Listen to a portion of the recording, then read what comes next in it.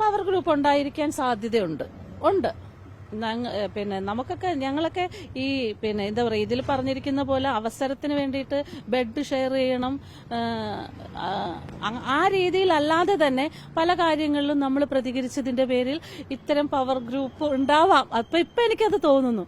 അവരുടെ ഒരു ബാൻ കുറെ അനുഭവിച്ചിട്ടുണ്ട്. അപ്പൊ നമുക്കറിയില്ല ഇവര് മുൻകൂട്ടി തീരുമാനിച്ച് ഇത്ര ആൾക്കാർ ചേർന്നിട്ടായിരിക്കും ഇത് ചെയ്യുന്നതെന്നുള്ളത് നമുക്കറിയാം. ഇപ്പൊ മനസ്സിലാവുന്നുണ്ട്. അതൊക്കെ കൊണ്ടായിരിക്കും നമ്മൾ കുറെ കാല സിനിമകളൊന്നും ഇല്ലാതെ പോയതൊക്കെ.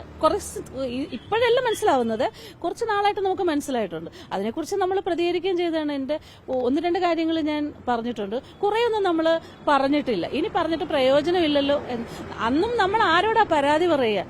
ഇന്നത്തെ പോലെ നിയമങ്ങളില്ല, പറയാൻ ആൾക്കാരില്ല.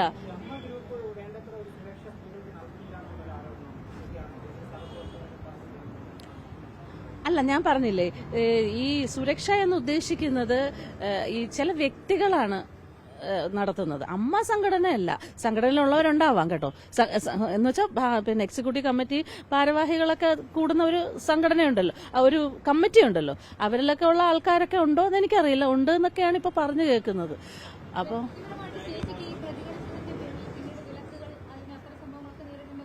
ഉണ്ട് ഉണ്ട് ഉണ്ട് ഉണ്ട് ഉണ്ട് ഉണ്ട് നേരിടേണ്ടി വന്നിട്ടുണ്ട്. പടങ്ങൾ ഒരുപാട് നഷ്ടപ്പെട്ടിട്ടുണ്ട്.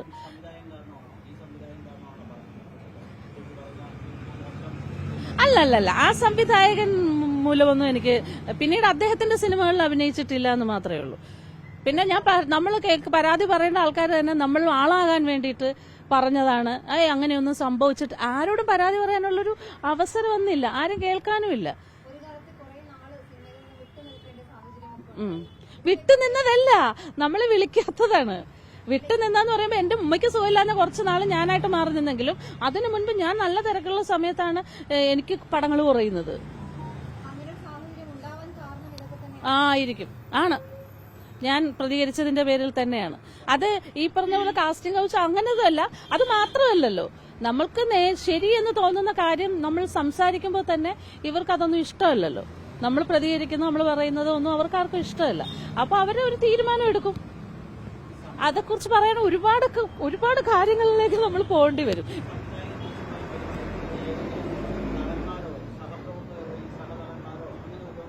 സാരില്ല, നടന്മാരൊന്നും നമ്മളോട് അങ്ങനെ മോശമായിട്ട് പെരുമാറില്ല. ഞാൻ പറഞ്ഞില്ല, ഞാൻ പ്രതികരിക്കുന്ന ആളായതുകൊണ്ടാവാം. പക്ഷെ എന്റെ സഹപ്രവർത്തകർ ഒരുപാട് പേര് എന്നോട് പറഞ്ഞിട്ടുണ്ട് കേട്ടോ, മോശമായിട്ട് അവരോട് പെരുമാറിയിട്ടുണ്ട് എന്ന് പറഞ്ഞിട്ടുണ്ട്. സംവിധായകര് അവസരം കൊടുത്ത് ഹോട്ടലിൽ വന്ന് താമസിച്ചതിന് ശേഷം ഇത്തരം ആവശ്യങ്ങൾ പുള്ളി ആവശ്യപ്പെട്ടത് കഴിഞ്ഞാൽ അദ്ദേഹത്തിന് അത് നടത്തി കൊടുത്തില്ലെങ്കിൽ അവരെ പിറ്റേ ദിവസം പറഞ്ഞു വിടുന്ന എന്റെ ഒരു സുഹൃത്ത് പറഞ്ഞിട്ടുണ്ട്. അങ്ങനെ